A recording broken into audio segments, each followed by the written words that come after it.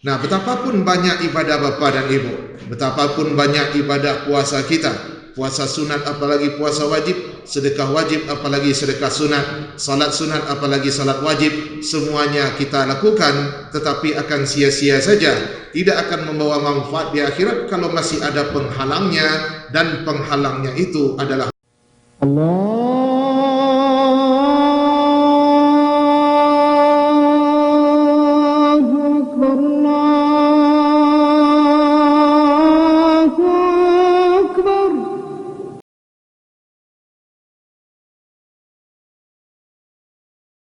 Dalam surat Al-Ma'idah, surat yang kelima, ayat pertama, Allah Subhanahu wa ta'ala telah berfirman, A'udzu billahi minasyaitonir rajim. Bismillahirrahmanirrahim.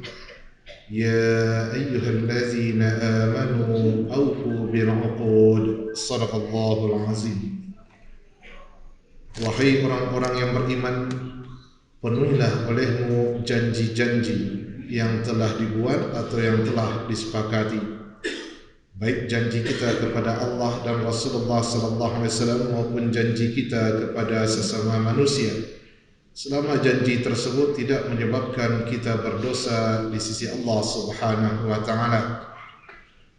Nah, kemudian dalam surat Al-Isra, surat yang ke-17 ayat 34, Allah juga berfirman, wa aufu bil ahdi innal ahda kana mas'ula, dan penuhilah janji, sesungguhnya janji akan dimintai pertanggungjawabannya di hadapan Allah Subhanahu wa taala. Salah satu janji yang kita buat dalam kehidupan di dunia adalah janji untuk mengembalikan hak saudara yang kita pinjam, mengembalikan hartanya yang kita pinjam untuk keperluan atau untuk sesuatu. Itu termasuk janji yang harus dipenuhi, janji yang akan dimintai pertanggungjawabannya di hadapan Allah Subhanahu wa taala. Dan tidak ada perdebatan di kalangan para ulama untuk hal tersebut. Wajib kita untuk mengembalikan harta yang telah kita pinjam, wajib kita untuk melunasi hutang. Nah, sesuatu yang sudah disepakati dan tidak dikeragui lagi hukumnya di dalam agama kita. Namun ada saja orang-orang yang tidak mau melaksanakan kewajiban tersebut. Entah apa yang membuat mereka tidak takut kepada Allah dan tidak takut terhadap resiko dan ancaman jika mereka tidak membayar hutang atau tidak mengembalikan hak saudaranya. Nah, sekalipun dia berbahagia, tetapi bahagianya di atas hak orang lain. Sekalipun dia berjualan mendapatkan keuntungan, tapi ingat, ada hak orang lain yang dia zalimi. Yang seperti itu, kalau dia tetap mendapatkan kemudahan, kalau dia tetap tidak mendapatkan masalah, itu bukanlah karena Allah ridha dan menyukai apa yang dia kerjakan, tetapi itu semata-mata adalah istidrak dari Allah Subhanahu wa taala. Tujuan Allah membuat dia seperti itu supaya dosanya semakin banyak, mempertinggi tempat jatuhnya, sebagaimana sudah dikatakan oleh Rasulullah sallallahu alaihi wasallam, kalau engkau melihat seorang hamba dia diberi apa yang dimintanya kepada Allah Subhanahu wa taala, sementara dia terus bermaksiat, maka ketahuilah innama zalika istidrajun minallahi lahu, itu adalah istidrak Allah untuknya. Ambo butang sudah tua ambo nak dom bayi do, ibu ambo aman-aman senyo, keceknya. Ambo butang ambo nak bayi. Nah, kemudian justru labo jobali semakin melimpah-limpah. Kemudian di dalam kehidupan tidak bermasalah, kandak dapat pinta balaku. Nanya sangko Allah magia tu di Allah sayang. Rupanya Allah ingin mengazabnya di dunia. Allah tambah rezeki untuk minta ditambah dosa. Allah tambahkan umurnya supaya semakin menumpuk dosa yang dia terima. Nanti azab di akhirat juga akan semakin luar biasa. Sebagaimana kata Abdullah bin Abbas, istidrak adalah kullama jaddadu lana ma'siyah jaddadna lahu ni'mah. Setiap dia bermaksiat kepada Allah, setiap kali itu pula Allah bukakan pintu nikmat untuknya. Nah, jadi tidak ada kebaikan di dalam tidak mengembalikan hak orang lain. Tidak ada kebaikan bagi orang beriman ketika dia zalim kepada saudaranya. Kalau dia menyangka semua kesenangan yang dia dapatkan itu pertanda kerjanya tidaklah salah, dia adalah orang-orang yang sedang diistidraj oleh Allah Subhanahu wa taala. Nah, di dalam agama kita orang yang tidak bayar hutang sama dengan seorang pencuri, sebagaimana kata Rasulullah sallallahu alaihi wasallam, "Man istadana dainan huwa yanwi an la yu'addiyahu ila ahlihi laqiyallahu sariqan." Seseorang yang berhutang kemudian berniat tidak membayar hutang tersebut, maka nanti akan bertemu dengan Allah sebagai seorang pencuri. Seorang pencuri dia ambil harta atau hak saudaranya secara diam-diam. Orang yang berhutang lalu tidak bayar, dia ambil hak saudaranya secara terang-terangan. Kemiripannya di sini adalah mengambil hak orang, dia tidak mengembalikan kepada yang empunya. Sama-sama menzalimi hak orang lain dalam artian tidak memberikan hak kepada yang punya. Nanti berhadapan dia dengan Allah sebagai seorang pencuri. Walaupun mungkin dari sisi ibadah yang lain bagus, tetapi kalau untuk bayar hutang tidak, ya sudah, tetap dia digelari sebagai seorang pencuri. Wakafnya banyak di masjid-masjid, ya tidak ada masalah. Ya, kemudian dia itu dermawan, suka membantu orang, tapi kalau hak saudaranya tidak dia kembalikan, tetap hadis itu berlaku untuknya bertemu dengan Allah seperti seorang pencuri. Nah, kalau tidak ingin disebut sebagai malyam abaliyallah hak saudara tadi, sesegera mungkin. Nah, kalau belum jatuh tempo, ya sudah, tunggu jatuh tempo. Tapi kalau disegerakan, alangkah lebih baiknya. Semakin cepat kita lepas dari ikatan hutang, maka semakin baik dalam agama. Nah, kemudian yang kedua, ancamannya adalah ibadahnya tidak bisa dia miliki. Ibadahnya belum bisa memberikan manfaat kepadanya di hari akhirat. Ibadahnya terhalang dari dirinya karena hutang. Sebagaimana dalam hadis Rasulullah sallallahu alaihi wasallam, nafsul mu'min mu'allaqatun bidainihi hatta yuqda anhu. Jiwa seorang mukmin tergantung hutangnya sampai dilunasi. Nah, dikatakan oleh para ulama, apa maksudnya jiwa orang mukmin itu tergantung hutangnya? Amal ibadahnya yang sangat banyak itu tergantung hutangnya. Terkatung-katung tidak sampai kepada Allah sampai hutangnya dilunasi. Belum bisa ditimbang di akhirat sebagai miliknya kalau hutangnya belum dilunasi. Nah, kalau ingin amal ibadah yang kita kerjakan susah payah kita mengusahakannya, maka jangan sampai ada penghalang supaya ibadah itu memang memberikan manfaat kepada kita. Manfaat tersebut bisa dihalangi oleh hutang. Bahkan manfaat yang paling luar biasa sekalipun akan terhalang. Sampai-sampai doa Nabi pun terhalang padahal doa beliau mustajab. Begitulah luar biasanya hutang di dalam aturan agama. Rasulullah sallallahu alaihi wasallam didatangi oleh para sahabat, mereka membawa jenazah kepada Nabi sallallahu alaihi wasallam untuk disalatkan. Sebelum salat Nabi senantiasa bertanya, "Hal alaihi dainun?" Apakah si mayat punya hutang? Dijawab oleh yang hadir, "Dinarani ya Rasulullah." Dia punya hutang 2 dinar. Nabi yang sudah bersiap-siap ingin mengimami salat jenazah, beliau akhirnya mundur dari posisinya dan beliau perintahkan sahabat, "Sallu ala sahibikum." Kalian sajalah yang menyalatkan saudara kalian. Nabi ingin memberikan pengajaran, hak manusia bukanlah urusan kecil. Hak manusia tidak akan Allah relakan sampai yang bersangkutan saling merelakan atau dia dilunasi. Kalau seandainya tidak, maka akan diselesaikan dengan cara Allah di hari akhirat kelak. Amal ibadahnya diserahkan kepada orang yang tempat dia berhutang atau orang yang berpiutang.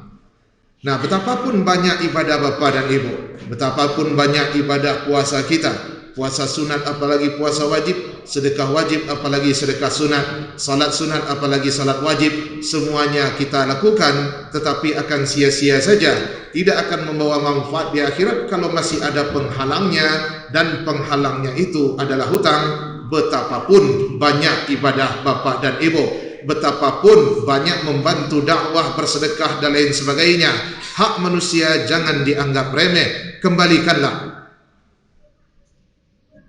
Tidak ada istilah kita duduk di masjid dalam waktu yang sama kita zalim sama saudara kita.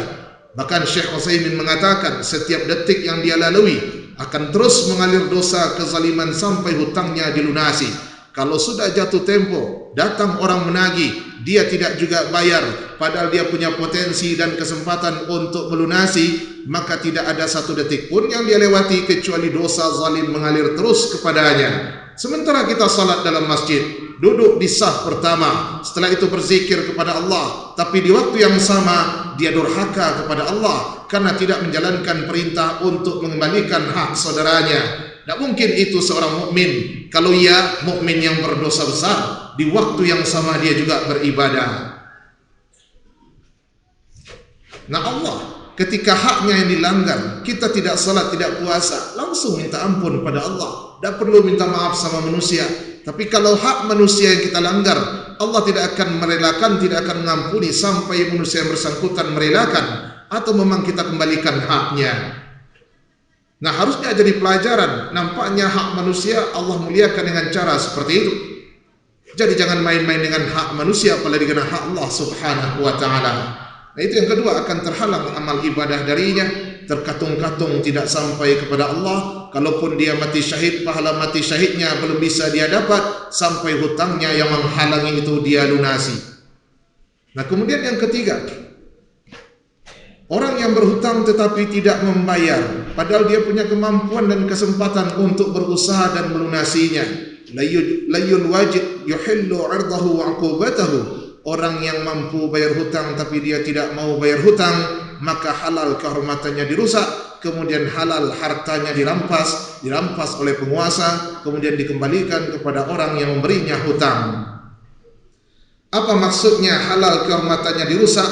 Dia boleh dipergunjingkan. Halal 100% orang yang berhutang tidak bayar untuk dipergunjingkan supaya hak kita dia kembalikan. Tidak ada keraguan sedikit pun tentang kebolehannya, karena Nabi mengatakan li sahibil haqqi maqal. Orang yang punya hak lalu dizalimi, dia punya hak untuk bercerita sesuai dengan kezaliman yang dia terima. Nah, sebar-sebarkanlah. Boleh itu, boleh. Kalau tidak disebarkan boleh juga. Silakan pilih di antara dua yang boleh ini.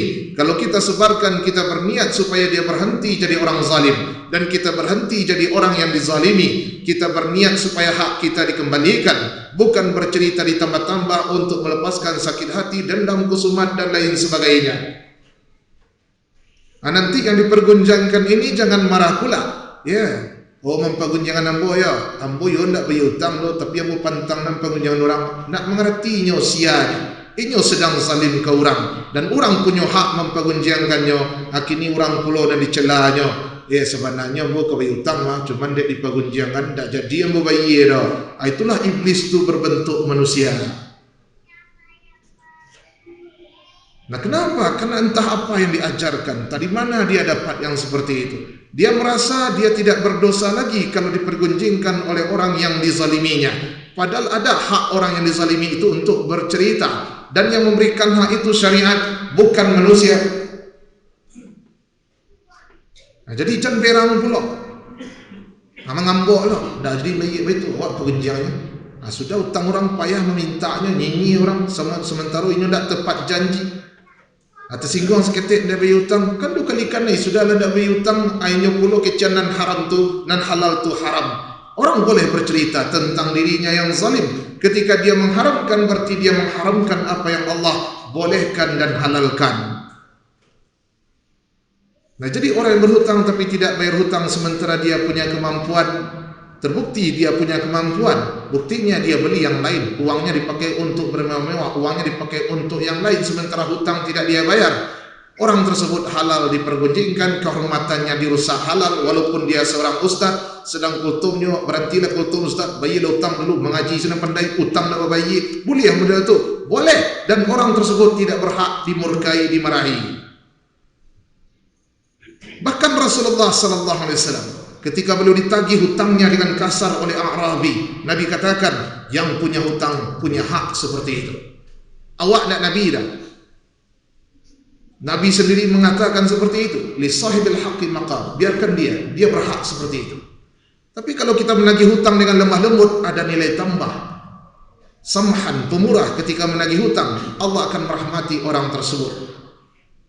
Nah, itu yang ketiga, luar biasa, yaitu orang-orang yang berhutang tapi tidak mau bayar, dia punya kesempatan tapi dia tidak pakai, dia punya potensi anggota tubuhnya lengkap tapi dia tidak mau berusaha, maka halal kehormatannya dirusak.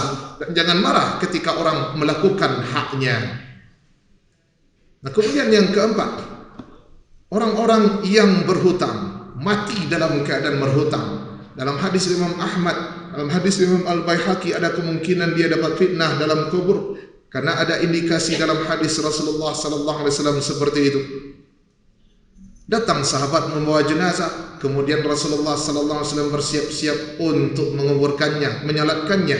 Kemudian seperti kasus tadi, adakah dia punya hutang? Ada ya Rasulullah, 2 dinar. Nabi tidak mau menyalatkan, namun ada sahabat mengatakan, saya yang menjamin hutangnya yang 2 dinar. Nama sahabatnya Qatadah radhiyallahu anhu. Nah, baru Nabi menyalatkan jenazah tersebut. Kemudian besok harinya Nabi bertemu dengan Qatadah dan beliau bertanya, ma fa'alat dinarani, bagaimana hukumnya atau bagaimana kabarnya 2 dinar, sudah dibayar atau belum?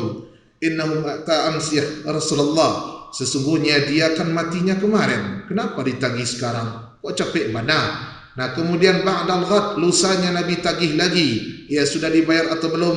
Laqad qadaituhuma ya Rasulullah, saya telah melunasinya ya Rasulullah. Kalau seandainya belum juga, kemungkinan besar Nabi akan tanya pula di hari ketiga.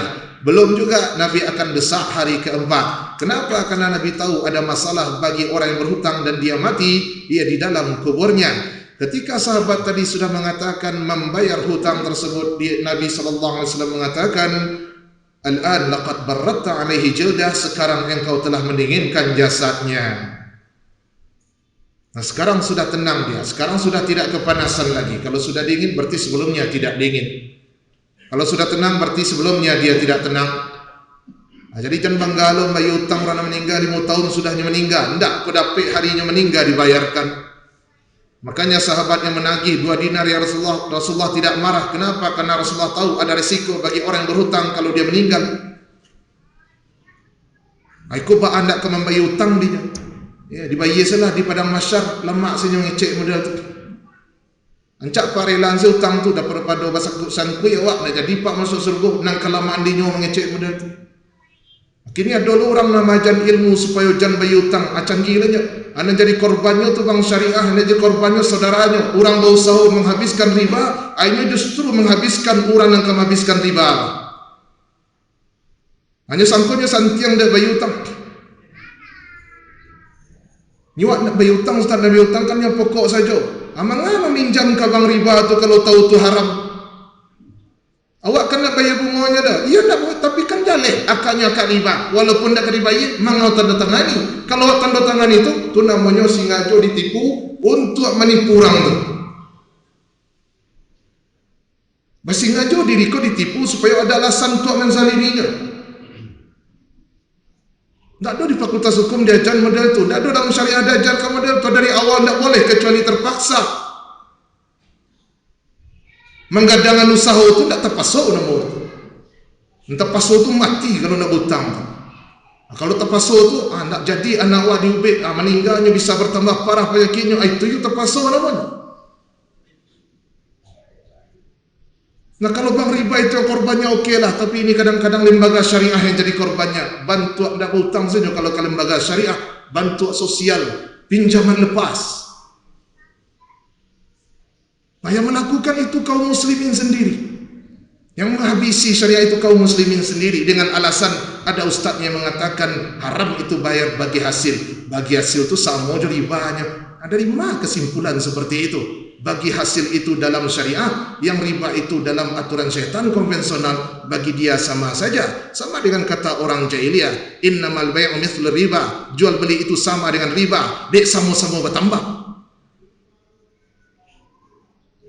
Nah, siapa yang sengaja buat akad riba dengan niat tidak membayar bunganya, sama saja. Dari awal dia sudah berniat melanggar. Sengaja dirinya dizalimi supaya ada alasan untuk zalim kepada pihak yang meminjamkan uang. Itu tak boleh.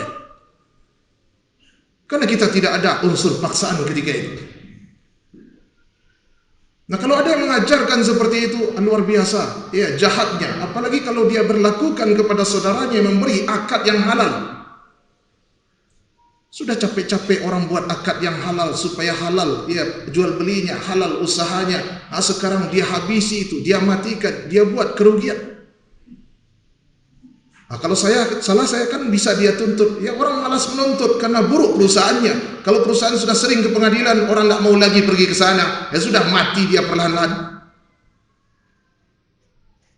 Nah, keterlaluan yang seperti ini. Bayarlah hutang. Ini sudah mau masuk 2021, sudah hampir ke dekat kubur atau sudah semakin dekat ke pintu kubur. Kalau hutang belum dibayar juga, cepatlah bayar. 3 kali mati syahid tidak masuk surga sampai hutang dilunasi. Jangan anggap remeh hak manusia walaupun berbentuk uang. Karena itu Allah berikan keistimewaan kepada harta seorang muslim. Yang dijaga oleh agama bukan darah saja, yang dijaga oleh agama adalah harta, yang dijaga oleh agama adalah kehormatan. Seseorang yang menumpahkan darah seorang muslim, sama saja ketika dia mengambil harta saudaranya dengan jalan batil, dia tidak jaga kehormatan dari harta saudaranya. Orang-orang yang tidak menjaga kehormatan darah, kehormatan harta saudaranya, sama dengan orang yang merusak kehormatan bulan haram, kehormatan hari nahar, kehormatan tanah haram, kehormatan Makkah dan Madinah, kehormatan Masjidil Haram dan Masjid Nabawi. Sama dengan orang yang menghinakan semua yang mulia itu. Bersabarlah dalam berusaha. Jangan tergoda dengan hal-hal yang membuat kita bisa dapat risiko di akhirat. Jangan mudah-mudah mengatakan nanti saya bayar di akhirat, biarlah ahli warisnya membayarnya. Siapa yang berniat dari awal seperti itu, dia maliam, pencuri. Walaupun dia beribadah rajinnya Masya Allah, tetapi dalam waktu yang sama dosa zalim terus mengalir kepadanya sampai hutangnya itu dilunasi, sampai orang yang berpiutang merelakan. Itu 4 resiko. Jangan sekali-kali mengambil dunia untuk mendapatkan ke-4 resiko tersebut. Kalau ada yang berani, itu bukan orang cerdas namanya. Itulah yang dikatakan dungu pada waktunya.